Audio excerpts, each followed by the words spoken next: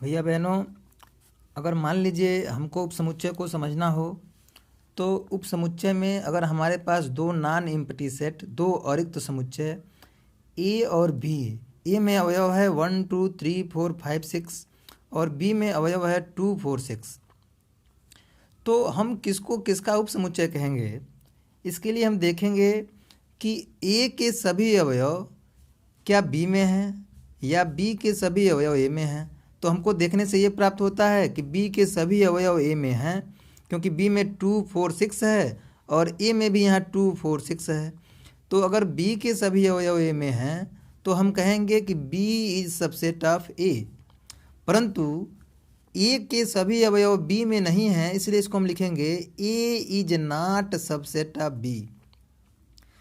तो यहाँ पर ए जो है वह बी का उपसमुच्चय नहीं है, लेकिन बी जो है वह ए का उपसमुच्चय होगा। तो ये उपसमुच्चय की परिभाषा है जिसको मैंने आपको एग्जाम्पल के माध्यम से बताया है। ठीक इसी प्रकार हम अगर आर्डर्ड पेयर से युक्त कोई समुच्चय मिलता है, क्रमिक युग्म से संबंधित कोई समुच्चय मिलता है, तो किसी भी समुच्चय में अगर क्रमिक युग्म हैं तो क्रमिक युग्म वहाँ पर अवयव का कार्य करते हैं। जैसे मान लीजिए यहाँ पर अवयव की बात कर लेंगे तो 1 2 3 4 5 6 ये सभी अवयव हैं, सभी अलग अलग अवयव हैं। इसमें भी 2 4 6 ये अलग अलग अवयव हैं। लेकिन हम कक्षा 11 में पढ़े हैं कि जैसे कार्तीय समुच्चय के बारे में हम पढ़े हैं, जिसको हम बोलते हैं इंग्लिश में कार्टेजियन प्रोडक्ट, कार्तीय समुच्चय, कार्तीय गुणनफल, इसको बोलते हैं कार्टेजियन प्रोडक्ट। कार्टेजियन प्रोडक्ट का मतलब क्या होता है? जैसे मान लीजिए यही समुच्चय हैं ए और बी, इन दोनों का अगर आपस में कार्तीय गुणनफल करना है तो इनके कार्तीय गुणनफल को हम ए क्रॉस बी के द्वारा प्रदर्शित करते हैं। और ए क्रॉस बी में हम उन अवयवों को, उन आर्डर्ड पेयर्स को लिखते हैं। जैसे मान लीजिए 1 का पेयर 2 से, 1 का पेयर 4 से, 1 का पेयर 6 से, 2 का पेयर 2 से, 2 का पेयर 4 से, 2 का पेयर 6 से, ऐसे हम यहाँ पर हमको 3 3 6 और 3 इसमें 6 18 अवयव हमको मिलेंगे यहाँ पर। तो अगर मान लीजिए हम इसके कार्तीय गुणनफल को लिखते हैं तो इसका कार्तीय गुणनफल बनेगा 1 2, फिर 1 4 1 6 2 2 2 4 2 6 3 2 3 4 3 6 4 2 4 4 4 6 एंड सो ऑन। ऐसे लिखते लिखते हम चले जाएंगे, हमको लास्ट में मिलेगा एलिमेंट 6 और 6। तो ए क्रॉस बी का मतलब होता है कि ए क्रॉस बी दो समुच्चयों का कार्तीय गुणनफल है और दो समुच्चयों के कार्तीय गुणनफल को हम ए क्रॉस बी द्वारा निरूपित करते हैं।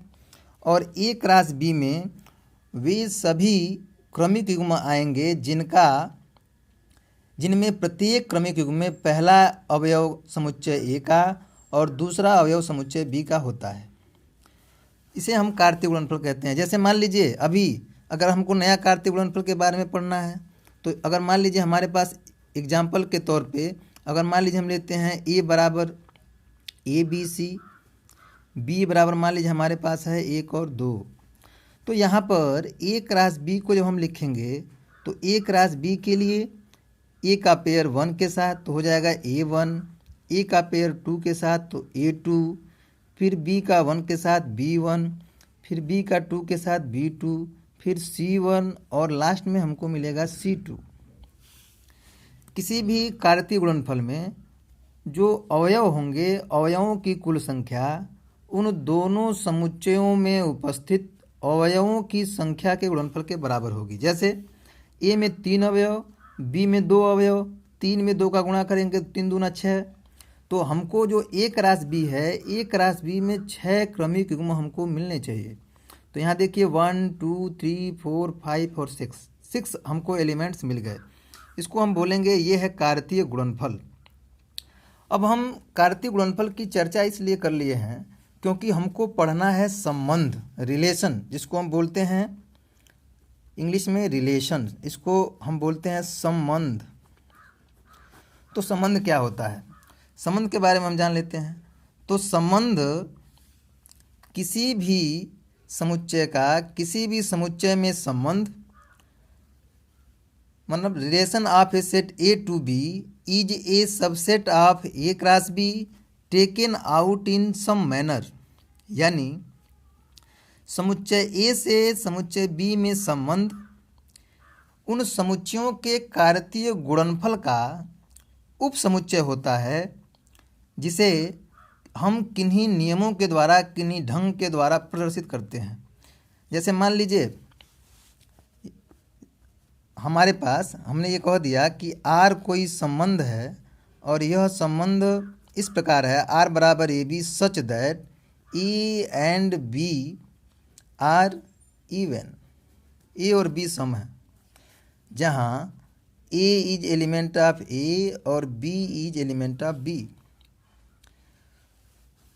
और अगर मान लीजिए यह जो संबंध है, यह संबंध समुच्चयों ए और बी पर परिभाषित है।